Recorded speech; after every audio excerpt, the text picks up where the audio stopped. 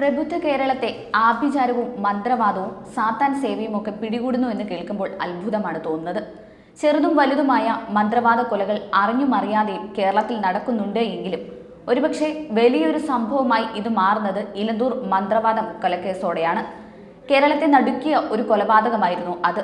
അതിനുശേഷം ഇപ്പോഴിതാ മറ്റൊരു ബ്ലാക്ക് മാജിക് കൊലപാതകം കൂടി. വിനോദയാത്രയ്ക്ക് എന്ന് പറഞ്ഞു പോയ 3 പേർ അരുണാചൽ പ്രദേശിലെ ഒരു ഹോട്ടൽ മുറിയിൽ മരിച്ച സംഭവം ചെന്നെത്തുന്നത് ഞെട്ടിക്കുന്ന വെളിപ്പെടുത്തലിലേക്കാണ്. തിരുവനന്തപുരത്ത് നിന്ന് കാണാതായ ആര്യ എന്ന അധ്യാപികയും ദമ്പതിമാരായ നവീനും ദേവിയെയുമാണ് മരിച്ച നിലയിൽ കണ്ടെത്തിയത്. 3 പേരും സാത്താൻ സേവയിലെ അംഗങ്ങളാണ്. മൂവരുടെയും കൊലപാതകം ഏറെ ദുരൂഹതകൾ നിറഞ്ഞതാണ്. തിരുവനന്തപുരം വട്ടിയൂർക്കാവിലാണ് ആര്യയുടെ വീട്. മെയ് 6-ന് ആര്യയുടെ വിവാഹം നിശ്ചയിച്ചിരുന്നതാണ്. ഇതിനിടയിലാണ് ഇടവക്കോട്ട് ചെമ്പക സ്കൂളിൽ പോയ ആര്യയെ കാണാതെയാകുന്നത്. രാവിലെ 7 മണിക്ക് സ്കൂളിലേക്ക് പോയ ആര്യ രാത്രിയായിട്ടും തിരിച്ചു വന്നില്ല.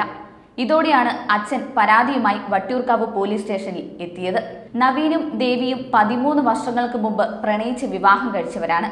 രണ്ടുപേരും ആയുർവേദ ഡോക്ടർമാരാണ്. പ്രമുഖ വൈൽഡ് ലൈഫ് ഫോട്ടോഗ്രാഫർ ബാലൻ മാധവന്റെ മകളും സൂര്യ കൃഷ്ണമൂർത്തിയുടെ ബന്ധുവുമായ ദേവി വിവാഹത്തോടനുബന്ധിച്ച് മതം മാറിയിരുന്നു. നവീന്റെ മാതാവും പിതാവും തിരുവനന്തപുരത്ത് ജോലി ചെയ്യുന്നതിനാൽ ചെറുപ്പം മുതൽ നവീനും തിരുവനന്തപുരത്തായിരുന്നു താമസിച്ചിരുന്നത്. അവിടെ ആയുർവേദ കോളേജിലാണ് നവീൻ പഠിച്ചിരുന്നത്.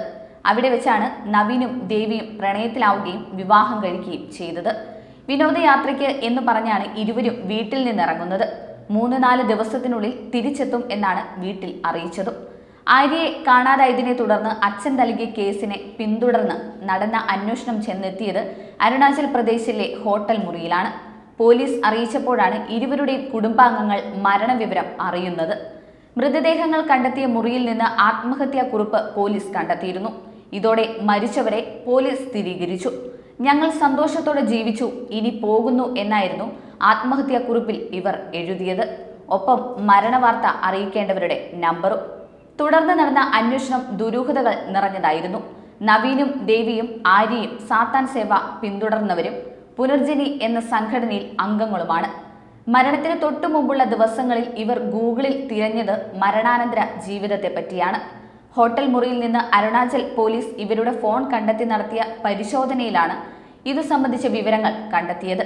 മരണാനന്തരം എന്തു സംഭവിക്കും, മരണാനന്തരം ശരീരത്തിൽ ഉണ്ടാകുന്ന മാറ്റങ്ങൾ, മരണത്തിന് ശേഷമുള്ള ആധ്യാത്മിക കാര്യങ്ങൾ എന്നിവയാണ് ഇവർ ഗൂഗിളിൽ തിരഞ്ഞത്. അരുണാചൽ പ്രദേശിൽ പോകുന്ന വിവരം ആര്യയും നവീനും അടുത്ത സുഹൃത്തുക്കളോട് പോലും പങ്കുവച്ചിരുന്നില്ല.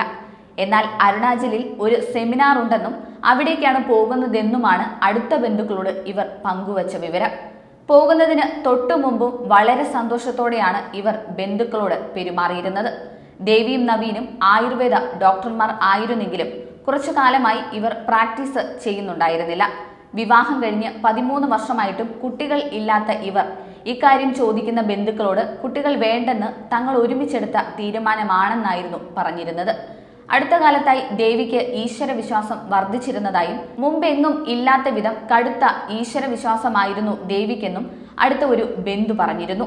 ചുറുചുറുക്കോടെ സംസാരിക്കുകയും ബന്ധുക്കളോടും നാട്ടുകാരോടും പെരുമാറുകയും ചെയ്യുന്ന കുട്ടിയായിരുന്നു ദേവി. നവീൻ സൗമ്യനായിരുന്നെങ്കിലും വലുതായി സംസാരിക്കുന്ന വ്യക്തിയായിരുന്നില്ല. നവീന്റെ വീട്ടുകാരുമായി ദേവിയുടെ ബന്ധുക്കൾക്ക് വലിയ തോതിലുള്ള അടുപ്പവുമില്ല. പുറം ലോകവുമായി വലിയ ബന്ധമില്ലാത്തവരാണ് നവീന്റെ ബന്ധുക്കളെന്നാണ് ദേവിയുമായി അടുപ്പമുള്ളവർ പറയുന്നത്. മൃതദേഹങ്ങൾ കണ്ടെത്തിയ മുറിയിൽ ബ്ലേഡും മദ്യക്കുപ്പികളും ഉണ്ടായിരുന്നു. ഞരമ്പ് മുറിച്ച് രക്തം വാർന്ന നിലയിലായിരുന്നു മൃതദേഹങ്ങൾ കണ്ടെത്തിയത്.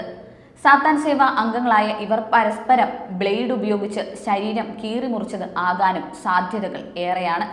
വീട്ടിൽ ഒന്നും പറയാതെ പോയ ആര്യയെയും വിനോദയാത്രയ്ക്ക് എന്ന് പറഞ്ഞിറങ്ങിയ നവീനെയും ദേവിയെയും എങ്ങനെയാണ് ഒരുമിച്ച് ഒരു ഹോട്ടലിൽ മരിച്ച നിലയിൽ കണ്ടെത്തിയത്?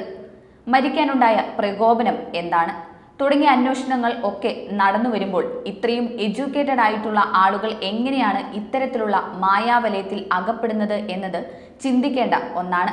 യാതൊരു തരത്തിലുള്ള സാമ്പത്തിക ബുദ്ധിമുട്ടോ ഒന്നും തന്നെ ഇവർ 3 പേരും അനുഭവിച്ചിരുന്നില്ല. യാതൊരു പ്രകോപനവുമില്ലാതെ എന്തിന്റെ അടിസ്ഥാനത്തിലാണ് സ്വന്തം ജീവൻ നഷ്ടപ്പെടുത്തിയത് എന്നത് വലിയൊരു ചോദ്യചിഹ്നമായി നിൽക്കുകയാണ്.